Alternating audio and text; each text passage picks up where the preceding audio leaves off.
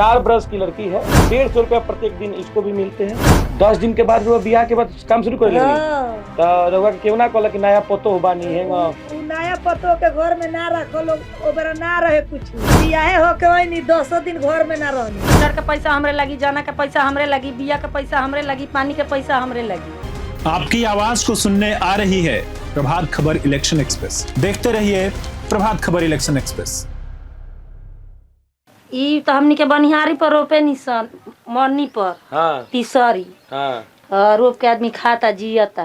कितना मिलेला दिहाड़ी? दिहाड़ी मिलेला 150। आमे कितना देर काम करे के रहेला? 2 घंटा। 2 घंटा। 2 घंटा में कितना रुपा जाला? 2 घंटा में 2 कट्ठा रुपाई बिया उखाड़ के रोपे के बा। हाँ तनी हेने देखी, कैमरा में देखी, बतियाई तनी हेने हमरे सरुआ बतियाई तनी छोड़ दी हमरा के दी। तो ये हमरा के बताई कि कैसे रोपाला ई पहले किंग का होला, किंग ओकरा के उपजावल जाला, पहले बताई। पहले खेत बनेला, बिया गिरेला, पानी चलावल जाला, ओकरा बाद बिया उपजी, खादर माराई, एकरा बाद उखाड़ के खेत में पानी चला के फिर लेव होता, लेव करा के फिर रोपाता बिया उखाड़ के। आई कितना दिन में हो जाला? अभी होई है का लिकाती को गहन ले कटाई, मतलब कम से कम 4-5 महीने लगेला। हाँ 6 महीना 5 महीना कमल 6 महीना हो जाते। अभी नहीं रोपा ताटे कौन महीना? इस 7वां हो होई बा रहवा 11वां में। और खेतबा हमार खेत नहीं के बटैये रोपे निसा। बटैया रोपते हैं आप? बटैया का मतलब थोड़ा समझाइए। माने बटैया रोप के तीसरी मिलेला, एमे 10 गो बोझा होई त हमरा 9 गो 8 गो मिली, 3 गो दूसरा के ले जाके दे दे। अच्छा सब में रउए पैसा लगेला? ट्रैक्टर? हाँ ट्रैक्टर का पैसा हमरे लगी, जाना का पैसा हमरे लगी, बिया का पैसा हमरे लगी, पानी के पैसा हमरे लगी। तो राउर सब लोग अपने से करेला लोग? हाँ मतलब सब अपने आदमी? ना एमे जनो लागल बा, अपने से केतर हो जाई, 2 गो आदमी बता हो जाई। अच्छा हमें 2-4 गो। अच्छा बात करते हैं, क्या नाम है भैया आपका? इम्तियाज। इम्तियाज। कितना देर में कितना रोप देते हैं? आए इधर देखिए, बताइए। ठीक 1 घंटा में 1 कट्ठा। ठीक, आइए इधर आते हैं। इलेक्शन के बारे में पूछ लो। इलेक्शन होके के बाद रउआ मालूम बा? बिहार में इलेक्शन होके के बाद रउआ मालूम बा? मालूम बाटे। मालूम बा? हाँ मालूम बा। वोट देहे नी? हाँ दिया लटा वोट। का लागत यहाँ के समस्या मुद्दा का बा? अब देखी कब तक होला। ना तो रउआ लोग के कोनो समस्या बा? समस्या का बा? वोट देवे के बा और कोची के समस्या बा? सरकार के वोट दिया ही। मतलब कि का कोनो यहाँ के नेताजी के चिन्ह तनी? यहाँ के नेताजी तो वे नरेंद्र मोदी न होवन। यहाँ के विधायक के है, नरेंद्र मोदी तो प्रधानमंत्री हवन। यहाँ के विधायक हाँ मैं राजापुरा के। हाँ ठीक, आइए हमारे और साथी। बाबा रुकी, कहाँ जाता नी? महाराज रुकी, यहाँ रुआ से बतिया आइल बनी, अरे रुआ भागल जाता नी।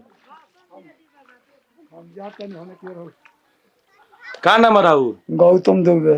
का करेनी? का करने? खेती गृहस्थी करने दोसर का खेती करे? गृहस्थी होला। हाँ। तो ये धान बुआता? हाँ। कितना दिन में फसल हो जाला? कितना 3 महीना में। तो ये बारिश में भीगो तनी तबियत ना खराब हुई? हाँ तो खराब तबियत खराब हो से का कल जाइए करे के तो बानू ना कोई तो कहा का खा जाई, सब कुछ तो देखे के बा। अच्छा कितना कट्ठा बा? कौन कितना कट्ठा में रुपई होता? हई हई तो बाबा ये जब 7-8 कट्ठा ले बा जमीन। 8 कट्ठा बहुत नहीं यहाँ के बतैया में रोपाता? उ सब बटैया में रोपता। हाँ आई राउर आई मन हमनिए के जमीन है। हाँ। इले बटैया रोपता। बतैया रोपाता। हाँ। कुछ कहे के चाहते नहीं है कि कहाँ मुद्दा बा? कहाँ चीके कुछ यहाँ चुनाव के अलावा मालूम बा? हाँ हाँ सब ठीक बा। सब ठीक बा। ठीक हमारे साथ कई और साथी हैं, जो एक महिला भी है और 2 बच्चियां भी है जो धान की रोपनी कर रही है, उस पर हम विषय बात करेंगे। राउर नाम का है? शरीफुन खातून। शरीफुन खातून। केंगा धान रोपल हमरा के सिखाएम रोपे के? लौकत नहीं खेरवा रोपी हमरा के सिखाएम नु? हाँ। बताई केंगा रोपाला? देखी केतना रोपाता है। दी हमरा के हाथ में दी। ई हो गइल? ठीक आगे केंगा केंगा रुकी रुकी महाराज हेंगा धइनी ओकरा बाद केंगा अब रोपी हेंगा हेंगा डाल दे के बाद तो घोटे बैठा दे। हम भट्टा बैठा दे हाँ। का है हेतना बिया थोड़ी दिया ही। हाँ ए देखी हेतना ली हां 2 गो हाँ, आ का करी रुके हेंगा डाल दे के बा हाँ कितना कोई जाए के चाहिए इतने इतने हाँ, ठीक होता है हाँ, आई हम अगर करम तो कितना दिन में सीख जाए 10 दिन में 10 दिन में हाँ, हम मतलब 10 दिन में हम तैयार हो जाए करे लायक हाँ, अच्छा रउआ कितना साल से ई सब करत तनी हाँ हां बिया भल तो अबे से हम करतानी रोपनी का कहत तनी राउर बियाह भइल तो अबे से करतानी तबे से करत तनी हाँ एथी बियाहे होके वही 10 दिन घर में ना रहनी आ लगनी खेत रोपे निकल के राउर बियाह 10 दिन के बाद रउआ बियाह के बाद काम शुरू कर लेनी हाँ त रउआ के केहू ना कहला कि नया पतो हो बानी हेंगा उ नया पतो के घर में ना रखो लोग ओबरा ना रहे कुछ तो अबे से रोपनी त रउआ यहाँ के सीख ले बानी कि घर ही से सीख ले बानी घर ही से सीख के आइल बानी तो रउआ यहाँ दिहाड़िए पे काम करता नहीं हाँ कितना मिलेला एक दिन के 150 150 तो 150 में काम चल जाला अब काम चलो चाहे ना चलो जो मजदूरी बा तो आदमी क के खाला अच्छा हाँ तो रउआ साथ और केहू बा मतलब पर परिवार में पल परिवार में बाल बच्चा बालो तू का करेला लोग अब का करे लो होल मेहनत मजूरी करत लो बिया उखाड़ के देहल लो लेव करा के देहल लो तो रोपता नहीं बटैया खेत ह अच्छा आई राउर लइका लोग हाँ। का नाम है लोग के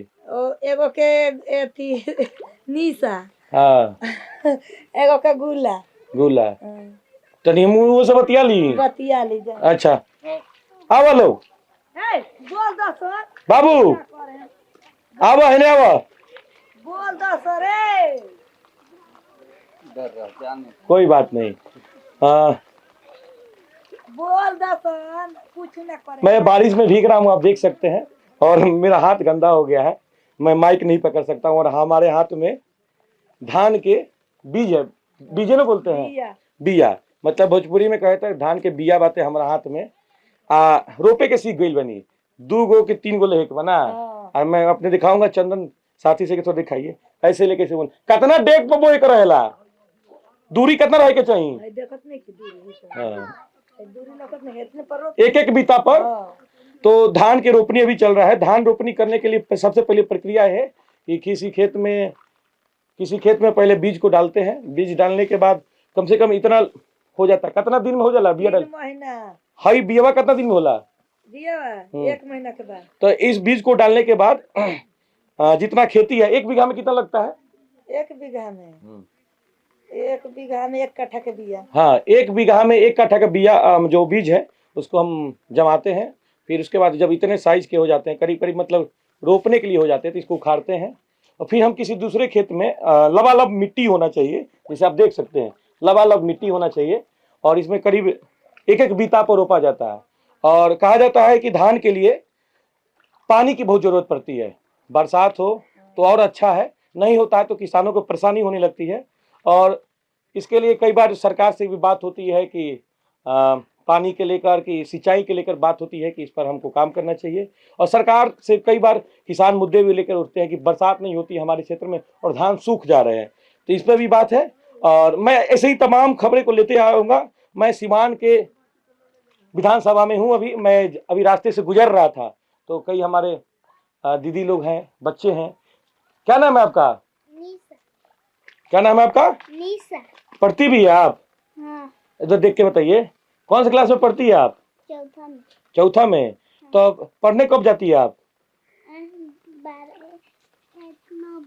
9 बजे कब आना होता है आती कब है 4 बजे तो पढ़ने के साथ काम भी करना पड़ता है हाँ तुमको भी पैसा मिलता है तुमको कितना मिलता है 150 ही मिलता है तो हमारे साथ कितने साल की है कितना साल की लड़की भी है राहुल 4 साल के ये 4 बरस की लड़की है और ये भी काम कर रही है और साथ साथ पढ़ने भी जाती है पढ़ने के लेकर कि अभी 4th क्लास में है और धान भी रोपनी कर रही है 150 रुपया प्रत्येक दिन इसको भी मिलते हैं समय और परिस्थिति के साथ यहाँ पर लोग अपने आप को ढालते हैं और काम के साथ खेती करने के साथ पढ़ाई को लेकर भी बात करते हैं मेरे साथ चंदन वीडियो जर्नलिस्ट है बहुत सहयोग कर रहे हैं और हमारे साथ चंदन के साथ विजय भैया है जो हमारे साथी हैं बारिश हो रही है, इस वजह से छाता का जरूरत पड़ गया है कैमरामैन को। तो देखते रहिए प्रभात खबर। मैं अभिषेक पांडे, मिलेंगे कई एक नई और स्टोरी के साथ। धन्यवाद।